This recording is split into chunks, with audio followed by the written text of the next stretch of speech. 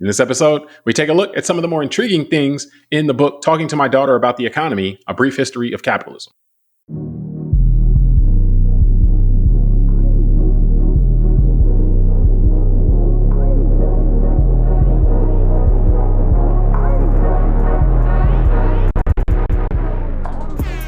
Hello, welcome to the Call Like I See It podcast.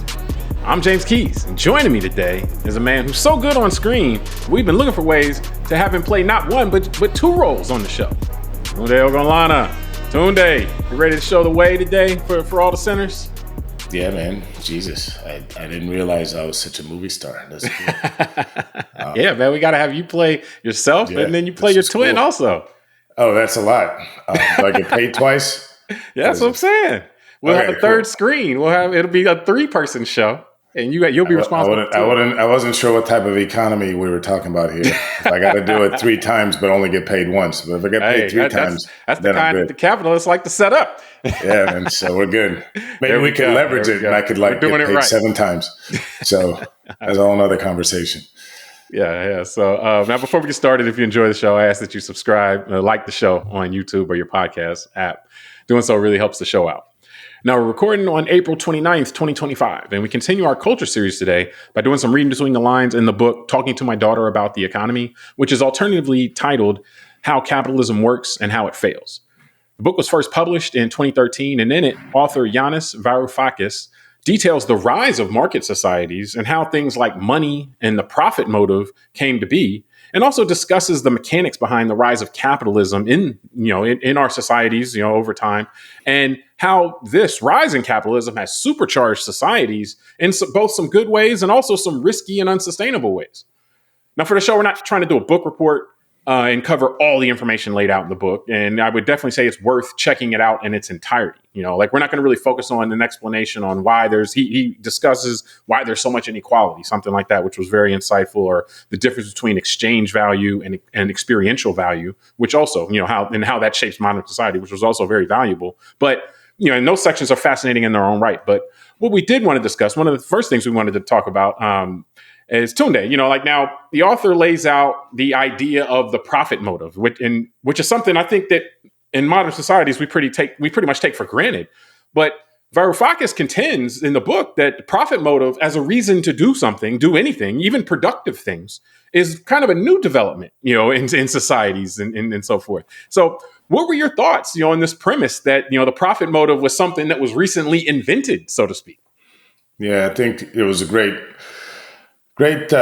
explanation that he gave, because I think it's a good point that the idea of profit, especially when I think of it, is just kind of peeling a little bit of something off the top. And the idea of creating more than you, or getting back more than what you actually needed, Yeah. And I think the way to define it is very interesting, because before reading this book, I would have thought of profit and, let's say, wealth being a little bit more connected than the way he breaks them apart in this, where we're going in this conversation. And so the thought I would have had it, okay, well, King Tut was a wealthy guy, right? They found his tomb with a bunch of gold in it. So this idea of... So he must have had a profit motive in... Correct. Yeah, all that. Exactly. Yeah. There must have been some sort of profit. Or the feudal kings in Europe, or feudal kings in China, like that they must have been thinking about that kind of stuff. Yeah. Yeah. And so the idea... So that's why, to me, this book, this part that we're discussing was very good, because it broke it down. And I want to get back to something you mentioned in your lead-in, which was the concept that he brought to bear in the book of exchange value versus experiential value.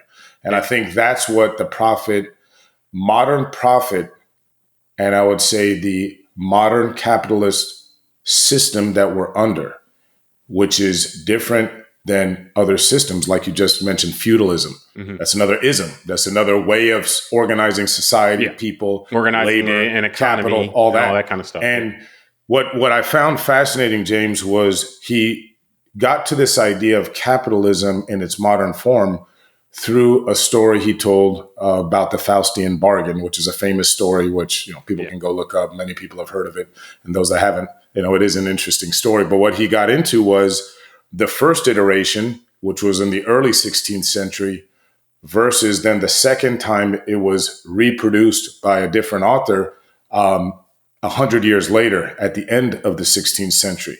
And he contrasts the way this story changed over that century as a backdrop of his explanation of really that century representing, I would say this would be my words in interpreting it, because we're talking about things that were happening, let's say in Europe, going from the feudal period where the lords and the kings and the kind of that structure was dominant, to 100 years later, the real seeds of capitalism. And what you're getting at, James, is the idea of profit in the modern form. And that came about through several things. Well, let me jump in real quick, because I want to throw some bones on this, because the thing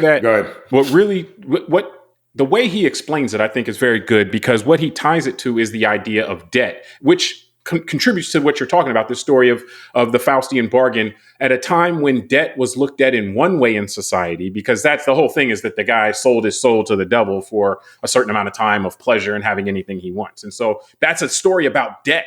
And when it was initially told, the initial author, debt was very frowned upon at that time in society. It was illegal, and it's still illegal in Islam, and it was illegal in Christianity, doing this charging interest, at least on debt and so forth. That usury, and so the idea of debt was very much frowned upon in society. Capitalism and the where it really started to explode was with the use of debt. In capitalism, he calls it the great reversal.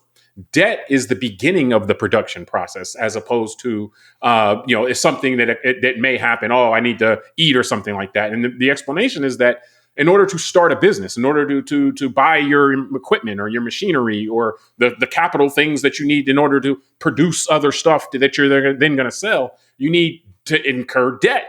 And so with that, because debt is the beginning of the process, and then you're working then to sell all this stuff, that creates this profit motive at the end, because you have to pay back the debts, then you have to earn a little more, and then you can reinvest that, or you can pull that out, and so forth. So this reversal, where debt then becomes the initiator of productivity, then necessarily creates this profit motive then, because that's the initial. If you want to start a business, you got to start debt, or you got to have debt. If you want to expand your business, a lot of times that requires debt. And so then as a result, you're talking about this Faustian bargain, when the story is later told, was retold again by a different author at a later time in society, the idea of debt, at least in that part of the world, was not frowned upon to that same degree. And so the story, the ending of the story was changed to work with the sensibilities of the culture at that time versus when the story was originally told. So it was really fascinating how you could illustrate how society changed and looked at something like debt very differently.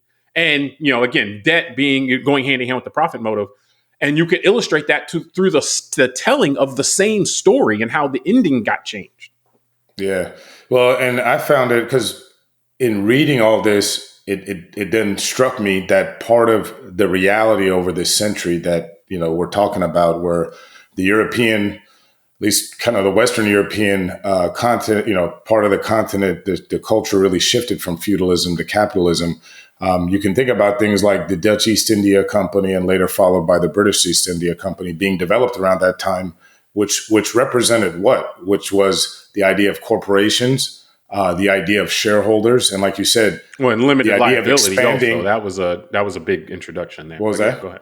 Limited liability. Well, and the idea of being able to expand through the acquisition of debt or equity through the corporation, and the ability to, and with the technology of naval ships and all that, the ability to really expand, colonize, and begin to bring more things that eventually, a few hundred years later, created the Industrial Revolution. But back to just this, why I found it so interesting, this piece, because there were two things that were necessary in order for this to really work out, which one was really in your world, which was contracts.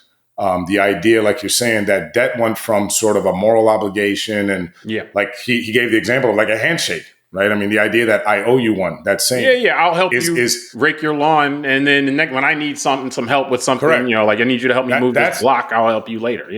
Yeah, and that's kind of, so that to me was like, okay, that's an example of barter. Like that's always been around in human kind of thing, right? Just, I think this is, like you're saying, I got some seashells here, you got some eggs, let's trade them. But that's different from actually what happened once you had a legal contract.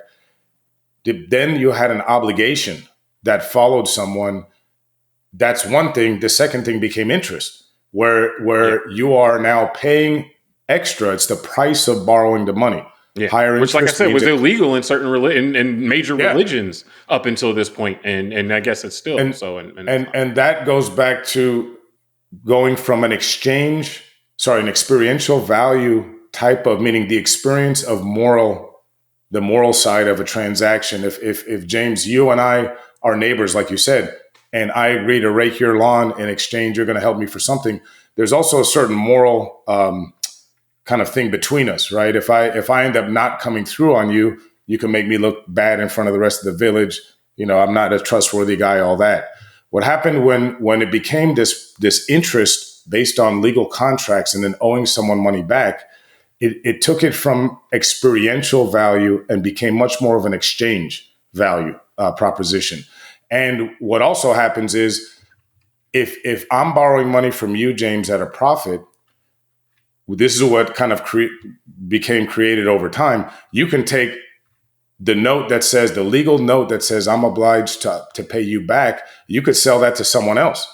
Now I'm paying the money back to someone else. So what happens is we lose that personal experience, and it becomes more about the transaction. And then he says money was usually the root of all these transactions. So to me, it was like, okay, he's basically describing the beginning of modern banking and the idea of creating a spread and arbitrage. It's exactly this change in mentality, which again, it's hard for us to appreciate absent trying to understand the way things were before. And I think that one of the biggest things, and because I don't want to move us to the next topic, but the thing about it, that one of the big takeaways I had was, one, like another thing we don't conceive of as much, is that in that time, in those early days of this transition, debt could be a matter of like freedom and jail, debtors' prisons and so forth. So the idea of needing to earn whatever in order to pay your debt off was the difference between your freedom and not being able to walk around. You go to debtor's prison and you and your family owe this money until it can be paid back. But because you owe money, you can't, nobody else is going to loan you money to start something. So it was very serious. The idea of, hey, I got to make this money back. And then I also got to have more extra on the top of that to be able to live. And then I got to have more on top of that to pay workers if I have it. Then I got to have more on top of that to put some money aside. So if the next round, if next year I'm a little short, I got some money saved aside to be able to put that back. So the stakes were so high. And the other thing is that also when you're trading favors, so to speak, you're not necessarily borrowing. And the borrowing isn't about, I'm going to take this money you're giving me. It's not like hey, loan me some money. I'm going to go to the casino and I'll just pay you back when I earn more money at some point in the future. It's like, I'm going to use this money to then make money. And then I'm going to give you a piece of that, so to speak. So the arrangement of that was a reordering of the way that money was used, because prior to that, and again, these feudal lords had all this wealth that they had, and they weren't using that to make more wealth. The way you got more wealth was by plundering or by helping the king out with something, and he would bless you with stuff. And so it's a patronage more society, as opposed to, I'm going to put my wealth to work for me, so to speak, to then earn more back. So it was a reordering of the mentalities across the board. And so, I know you have one more thing that you wanted to get to before we get out, but we got to keep it moving. I find it fascinating, especially as someone in the wealth management space, this idea that, like, how we think of profit, money, capital is just like you're saying, James, that there was a time when the human experience was just different, and we were motivated by different experiences and all that. That's the most fascinating thing about this, is that it's describing a world that could be on Mars compared to like my own experience. But he says, I want to keep us. Well, let me just say this. He described going from a society of markets to a market society. A society with markets, to a market society. Yeah. And that goes back to what you were talking about, what you mentioned about experiential value versus exchange value. He calls that the triumph of exchange value. But I do want to keep us moving because, all right, so, like another thing that we look at, and this is something I think that touches on us more in our modern society, where it's very, it's something that is not necessarily as intuitive if you read a lot of economic texts, things that people are saying. And one of the things that he talks about is, and as the reason for writing the book, is that the economy is too important to be left to the economists. Like the economists, and we've talked about this before, like the economics is not a science like physics, like where you're running all these tests and you can have controls. And like economics is kind of things happen. We try to explain why it happened, but we can't rerun the scenario and then change certain things and then see if our theory plays out. And it's like, oh yeah, that's exactly why that happened and so forth. So some of it is, there are parts of it that you can kind of get a good handle on, but some of it is still kind of untestable. And these are just dogma that we think. And one of those that he kind of took head on was the idea of unemployment in our modern society. And he talks about how, like the expectation about how things are going to go plays such a big role in how things actually go, and it talks about, like kind of the Oedipus, legends and so forth with that. And one of the specific things he does is takes a buzzsaw to the idea that unemployment, the unemployment would go away if wages fall down far enough. Like that, unlike for a house, for example, I can always sell my house. Like if I want to sell my house for $1 million, I may or may not be able to do it. But if I want to sell it for $5, I can do it. I can. There is a price I can lower my house down to and sell it. But with labor, it doesn't necessarily. People try to make the same equation, but it doesn't work like that, because the biggest reason being is that the wages that labor make are also the mechanism that creates demand for the products and services that are being made. So this cycle, the recycling, so to speak, as he calls it, and what you call the velocity of money, that lowering wages, in fact, operates to also lower demand. So what did you think on him taking a buzzsaw to this idea that the price of labor, and when we have unemployment, that basically means that the price of labor is too high and we just need to lower the price of labor and then more people will work. Because again, if you do that, then you're reducing demand, and so it's self-defeating. I'll answer you in a second, but as an opportunist, I'm going to call your wife and tell her that I'm going to offer you guys $7.50 for your house. So you're going over the $5. Yeah, it's a 50% increase of what you told me you're willing to sell it for. So you got it on tape too. Otherwise, you got a nice 4-bedroom house in South Florida, man. For $7.50, I'm definitely going to call her and tell her that I'm going to. You accept? I'm feeling so generous that you're I'm just trying to create a contract, man. Yeah, exactly. You and your exchange values, man. Yeah. You know what? Trying to take away my experiential value with my house. But I'll even act as the bank. So you only have to give me $1 and then I'll lend you this $6.50 and then I'll charge you interest on it. So I'll just make it a whole ecosystem for myself. So, but no, so this is another great part of the book in this discussion. I think you're right. So he used a term called unemployment deniers. Yeah. And, I guess for the class of people who believe that, who don't believe in things like minimum wage, kind of that's the way I understood it. Broadly, but generally speaking, the people that present the argument that when people say, hey, we should raise the minimum wage, they're like, no, that'll cost jobs. Or that, hey, we should lower downward pressure on wages will create more jobs because then employers will have more, can hire more for the same dollar. But again, what he points out is that they are not anticipating, or they're either willfully ignoring or whatever, that those the people making less money means there's going to be less demand. There's going to be people buying less in the system. Yeah. Well, and that's kind of, where we're going, right? It's look, these are ideologies and ideas. And like you said about economics, it's not something like physics where you have, the scientific method can do empirical studies and you can have all these control groups and factor for this and that.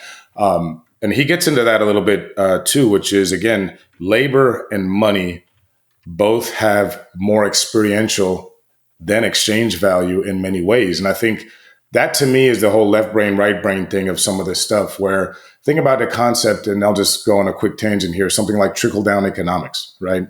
The idea that just cutting taxes will just make everything better somehow and not create all these deficits, because you're going to grow your way out of these deficits by all this growth and then you'll have more taxes. But what happens when you have a recession and you don't have growth and all these taxes, but you're still doing trickle down economics? And so we have almost 50-year history of that to show that it did work in some ways and in other ways it didn't work, right? I can't see how you could say in any way that it worked. Yeah.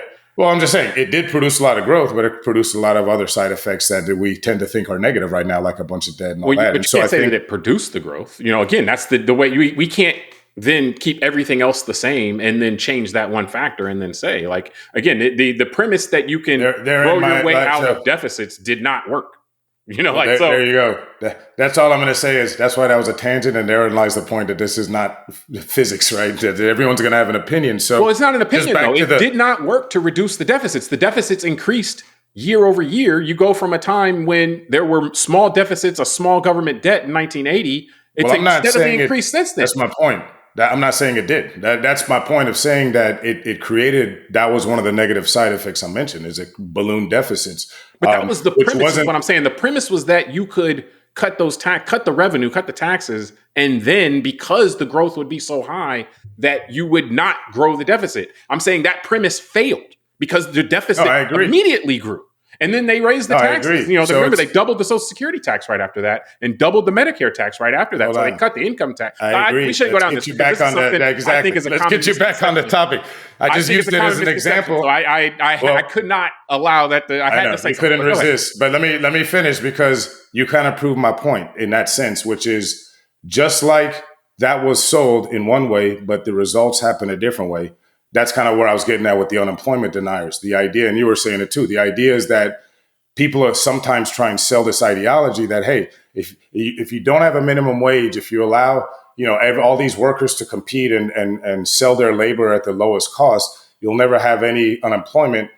And to your point, and the point we're making is he blows holes in that in the book. And then I started thinking about reality, right? Like prior to a minimum wage in the United States, we had extreme poverty all over the place. It's not like there was massive employment and unemployment was that 1%. Well, what it does though, and this is the trick that I think that you have to read between the lines to get. What it does is it puts the blame for, like, what the unemployment deniers do is put the blame for the unemployment on the workers. It's because you won't work for a low enough dollar that's why things didn't work out the way that I said that it would work out.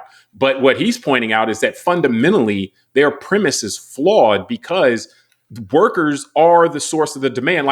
He kind of jokes about it. And I know this is kind of similar to jokes that you've told. It's like, well, actually, so business owners is walking around thinking like, well, actually, I'd like to lower the wage for all my workers and have everybody else still pay their workers the same, or everybody else pay their workers more. Because then all those people can buy my stuff. My workers can't afford my stuff. Like, this isn't new stuff.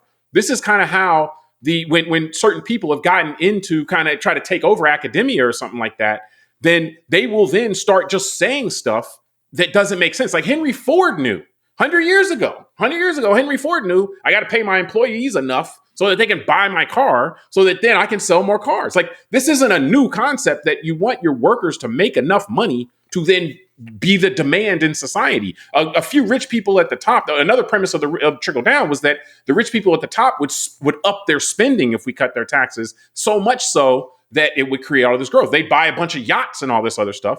But it doesn't make up for the fact that the lower group, the lower 80 or 90% of the people are the ones that really drive demand. So if you really want to create growth, those are the people who need more money in their pocket, not, the top 1% or something like that, because there's just not enough of them. Let me tell you for the audience, the proof in what you're saying is the recent stimuluses of the last 5-6 years, right? Seriously. Don't give everybody $600 watch TPP, the economy grow. The $1.7 trillion, meaning, and that's under two separate administrations from two separate parties. What I'm saying is that's the proof, like you're saying, is that, and things like Social Security and all that stuff, meaning people without a lot of capital already, once they get money, they spend it quickly. They spend all their money. Yeah, people with a lot of money already, when they get it, they don't necessarily spend it. Correct. So guys like me that have a boat, if you give me a bunch more money, I can't buy 3 or 4 boats. I mean, I guess I could. You could. But it doesn't make sense. That's the premise of the trickle down thing. And it's no, that doesn't make any sense. But go ahead. But it doesn't make sense, right? Yeah. Like I only have, the ability to go on boats so many times in my day, right? Or my life. Experiential value limits you on how much boating. So at some point, my money just stacks up, and maybe, people at brokerage firms and banks do well when that money's sitting with them, but that's a much smaller slice of the society than those getting, let's say, Social Security checks. So, and again, in saying all this, I'm not advocating, I want to be clear that, I'm not sitting here advocating for communism or some strong style of socialism. The idea is that there's a healthy equilibrium within an economic structure. And that's what this book is getting at, is that in order to maintain certain health, and like you're saying, James, to have a population that can afford to buy things at the store, that's there. You do need to have a floor on wages, period. And it's been proven. And you probably should raise that floor from time to time. Yeah, to maybe keep pace with inflation. And that's a good point, James, and maybe finish on this, because I think about this a lot in recent years. Everybody's complained about the inflation over the last 3-4 years, which is fine. We all feel it. We all know it. But, there is something to be said that as a society, we have not advocated for raising the minimum wage since 2010. It's 2025 today, and the minimum wage in this country is still $7.50. So, which equates to about $15,000 a year for someone working 40 hours a week for 52 weeks a year. So again, we all on one side say one thing, that it's unaffordable, housing's unaffordable, all that, but then we don't advocate for actually policies in place that could help people at the bottom get a little bit more of a leg up. And the concern, obviously, with the minimum wage, a lot of times people say, oh, well, that's inflationary, because if businesses have to pay their workers more, they're going to have to raise their prices and so forth. But the point being is that this is one mechanism that is used with in concert with other mechanisms, because you can also, housing is very expensive, not necessarily because of inflationary, because builders are making more money. It's because our supply hasn't been growing at the pace that it should have been growing. So if you grow the supply, even if the construction workers make a little more, if you grow the supply of housing, that won't necessarily feed the inflation. So there are other levers that can be pulled to control the inflation. James, like inflation might be bad because the Fed has been printing money for 15 years nonstop. This is why. But let me just finish on this point, because it's very good that you said that. And I just want to say this for the audience. This is why it's not a science. Because one of the lurking things that is unseen in what you said, why is supply of housing been kind of limited in recent years, is because the individual like you and I and everyone listening has had to compete with private equity firms for the last 15 years. Well, that, and they've just kind of been building at a fast enough pace also. Yeah, but that's what I'm saying, is a part of it is decisions made from those who can make policy and regulation within the economy. And that's why it's not a science, because you got this human element that can always pull these levers. Yeah. So the other point I wanted to make on this, and my point, I mean, you kind of laid out with, like, my reason for kind of wanting to emphasize this stuff is that I think that it's very dangerous for people. There are a lot of people that have kind of a dogma in their mind as far as all of these immutable truths about the economy. And I don't think that those are really, that a lot of those are false, basically. I don't think that a lot of people are holding on to things that are absolutely true, and they're thinking they're absolutely true, but they're not necessarily true. And so it's complicated. And if you want to try to simplify it so much, or try to pretend like it's a science that, like physics, then you're actually selling everybody short. And I think that's by design to some degree, because if you convince everybody that having everything a certain way and that works out for you really well, then that kind of might be what you want to do. And so, but I think that we got to No, I'm smiling because I was saying, I'm about to go 30,000 feet on you and say, don't forget what happened when the first two humans ate from the tree of knowledge, right? You're right. Of course. People don't want people to know things. Outside the box. But the point I wanted to get to, though, was where we have a danger in our modern society with this, because wages haven't kept up. But it's like, well, we still got all this demand. Why do we still have all this demand? Well, I just sent you something the other day talking about how personal debt, like people are buying groceries now and using, personal credit cards to pay. $35 trillion deficit. The way that we have over the last, like when you have the hollowing out of the American manufacturing class and you got automation and all this stuff, all taking away all these jobs, lowering the standard of living for all these Americans. Well, how does America still have this big demand where China loves selling us stuff and all these countries love getting their products into this market? The reason why is because although the citizenry of America, their wages haven't necessarily kept up, what's been made available to them since like the 80s is a lot of personal debt. And so, whether it be student loan debt, credit card debt, all that stuff. So basically the bankers are eating more, off of us, so we got to be very careful. That's not a given. Like, it shouldn't be necessarily. If we have a situation where the 80%, 90% of population need to use personal debt to make it through society, to make it through just a normal life, not like they're out here doing personal debt to take, specific vacations or something like that, but just, I got to go buy groceries. I got to do this and that. And my salary and my wages aren't keeping up. So I got to start using credit cards for this. That's a fundamental breakdown in the system, but it's a fundamental breakdown that benefits a certain class of people. And so tying this together, it's like, okay, yeah, of course, if if wages haven't kept up in this misguided thinking that if we just keep the wages low, more people can work, then in order to maintain the demand, now we got all this personal debt too. So people are not only not getting the money they should be getting in order for our society to be healthy, but now they're making Faustian bargains with the bank, about all this debt also. So it's a difficult situation that we've allowed ourselves to be put in because of all of this dogma that people walk around with. And so it's good to see laying out facts in terms of how this stuff actually isn't necessarily the way that you think. And the last point, fascinating, man. Say what? No, I just said it's fascinating. That's why to me it struck out like the racial stuff. Like we have these constructs, and they're just that's why I love in *Sapiens* the idea of the imagined order. This is all imagined order stuff. So it's just interesting to see it now from this book. That's why it's a great book to read from an economic lens, versus other parts of our cultures and societies.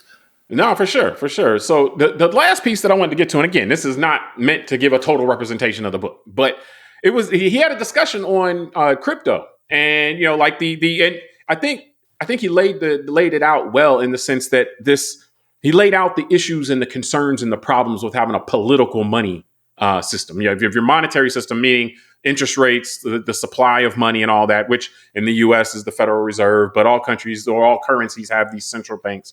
And the concern that people have expressed for a long time, even back to, the times of kings and all that, which I guess we may be returning to the kind of times of kings, but that people were concerned about politics and the political system infesting the monetary policy and how much money's in the system. Is your king going to flood the market with, currency and devalue everything or things like that? And so one of the solutions to this historically was the gold standard.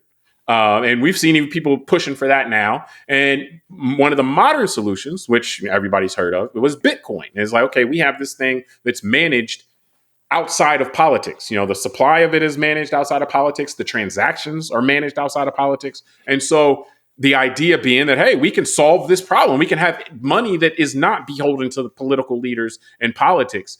But he points out, while he points out that this is something that is understandable, an understandable impulse, and that it has some benefits, that there also are some costs with it. So what really stood out to you in this section? Talking about the kind of the pros and the cons, or the kind of risks that crypto may or may not be able to help us deal with.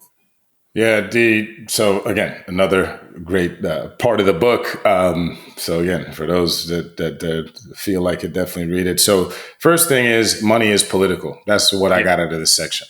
And everything we've set up to this point, I think, kind of is in line with that, because at the end of the day, money is the tool that, we use for exchange and experiential value in our society. So that means that our opinions, and this is why, again, this economics can't be a science, because you got too much of this human element. And so the idea is money is always going to be political, because the money directs who gets access to what resources in a society. Money is used. Think about the weaponization of ideas like emergency management response or things like that people worry about. So that all has to do with allocation of money to different pockets of society. And like you said, James, some societies will be a little bit more based on a system and rule of law of how that's done. Others might be patronage and fealty, and who was good or not to said leader within the society gets repatriated. So that's why it's political, because it's about people.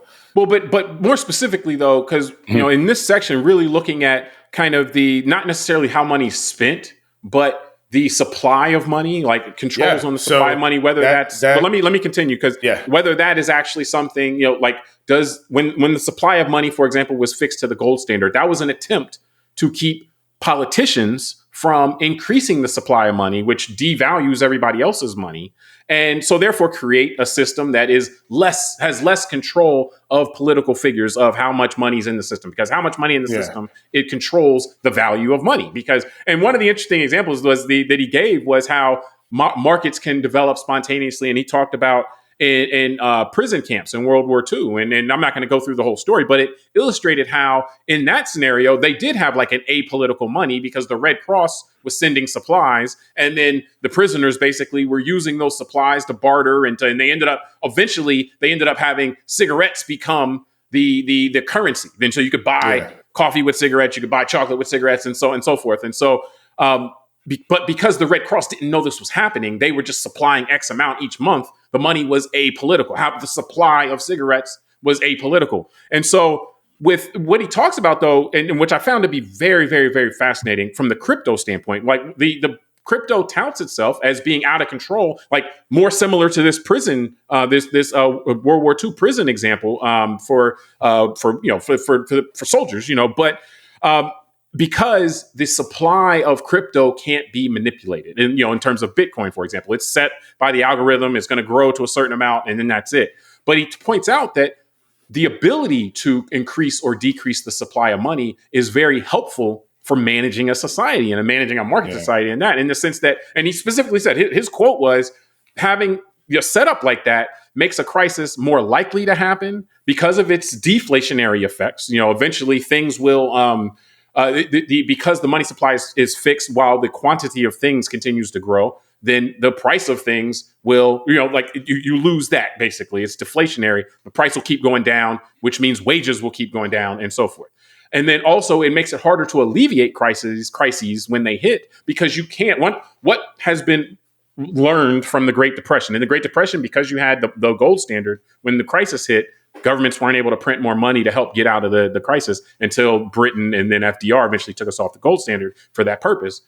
Well, crypto, you can't do that. Bitcoin, you can't, if a crisis hits, you can't increase the supply so that you can then help the society grow itself out of the chaos, which is literally what was done with the great financial crisis and was done with the pandemic. Like, that is a way to mitigate. It's basically Keynesian economics. I mean, that was the lesson that was learned in the Great Depression. Like, you have to be able to increase the supply of money when this happens, and that'll mitigate or kind of alleviate the crisis. So he makes that point that it again makes the crises more likely because of the deflationary effects and what that'll do to wages, and then also harder to alleviate. So there's a couple of things I want to follow on that. One is I want to quickly get into just the reason why that as you're saying that the money.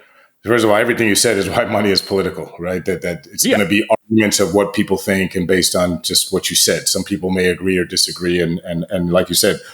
I mean, he was like, it's inherently political, and trying to remove the politics out actually just may move it from elected to unelected people. Correct. Yeah. So that's where I'm going with it, is that we used to have the same issue with crypto that we have today, in a sense, that was with securities leading into this period of the 30s, like you're saying.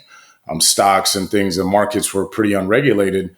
And then the Great Depression happens. And then all of a sudden, the rest of the 1930s into the early 40s, they regulated the capital markets in the United States. And again, what happened? The country benefited from that because it created trust, right? More trust in the system. And so, real quick, also they regulated it again. It's not apolitical; it's political. So who is it being done to benefit? The regulations were being done to benefit society at large, and not just a small segment of people at the very top.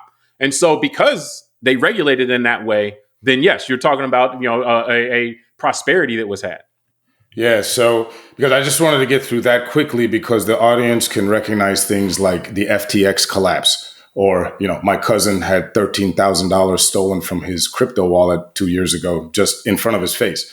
Those are all things that happen when, I guess, currency is outside of the realm of politics, because no one's regulated it. No one's that. So that's why it's the FDIC being correct. There's no FDIC. Yeah. And that's what he says. There's no social insurance on this stuff. There's no FDIC, none of that. So that's why I just wanted to get that out quickly as just another example. But what you're talking about, and that's what I want to sit on, it's very important, because I've had these kind of conversations even in my personal life with people, because the way that some of this stuff gets sold is as if we need to look at it as it's exactly the same as our personal life. So, for example, like you're saying about the gold standard and about not having this inflationary type of economy and all that, and the ability to leverage against things and all that, and this expansionary money, like we have this ability to print money. again, this is why history is so important as well. And I know we live in a complex world and we can't learn everything. But this stuff, like you're saying specifically about the 30s and the gold standard, and he mentions it slightly in the book, but even me sometimes gets caught into this idea that Nixon got us off the gold standard in 73, because that was when it really ended. Yeah, that was but not it began. that was like, exactly. It was temporary. But it began earlier than that. And one of the times, to your point, James, was in 1933 under FDR.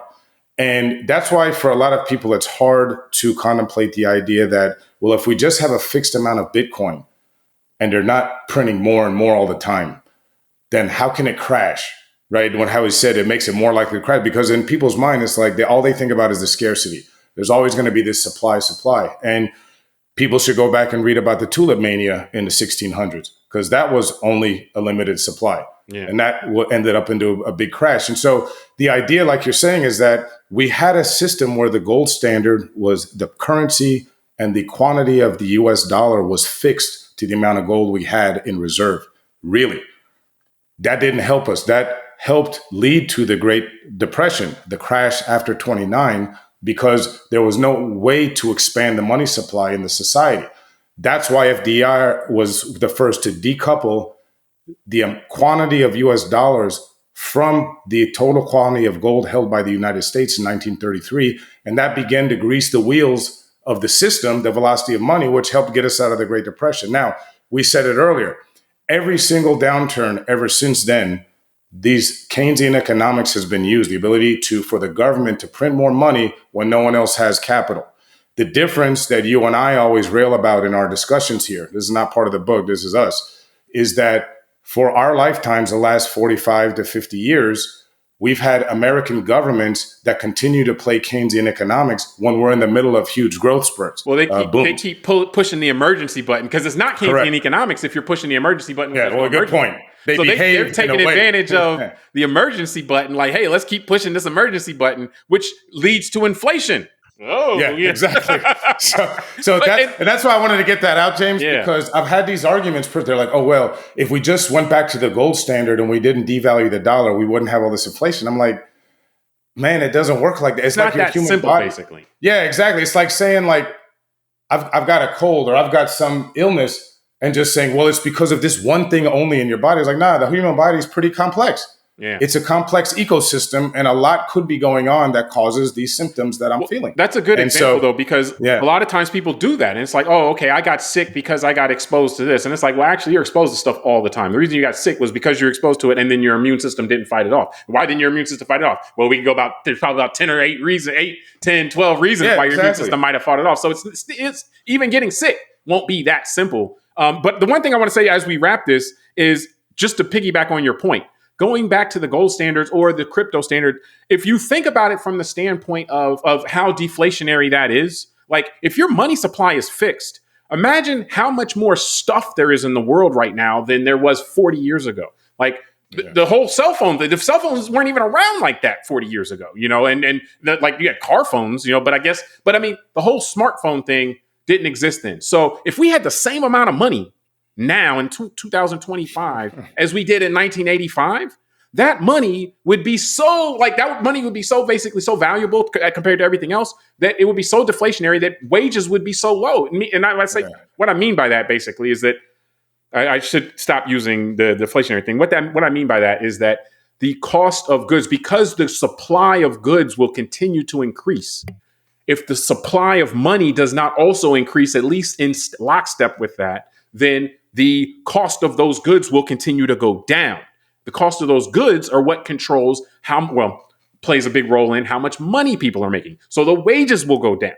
And so the money is quote unquote more valuable. Each Bitcoin is worth more. And that's why it gets kind of used as an investment more than a currency a lot of times. But it's not something that makes a lot of sense why we would have the same amount of money now as we would in 40 years or as we would have had 40 years ago. Ideally, and this is what the Fed is supposed to be doing, is keeping the money, tracking how much stuff's out there, tracking how much the money supply is, and trying to keep them in an equilibrium so that the prices stabilize. And along with interest rates and stuff like that, we're not going to. That's why, man, this stuff is all complicated. You can't. There's no 30-second soundbite, and that comes back to the idea, just to finish off on trust.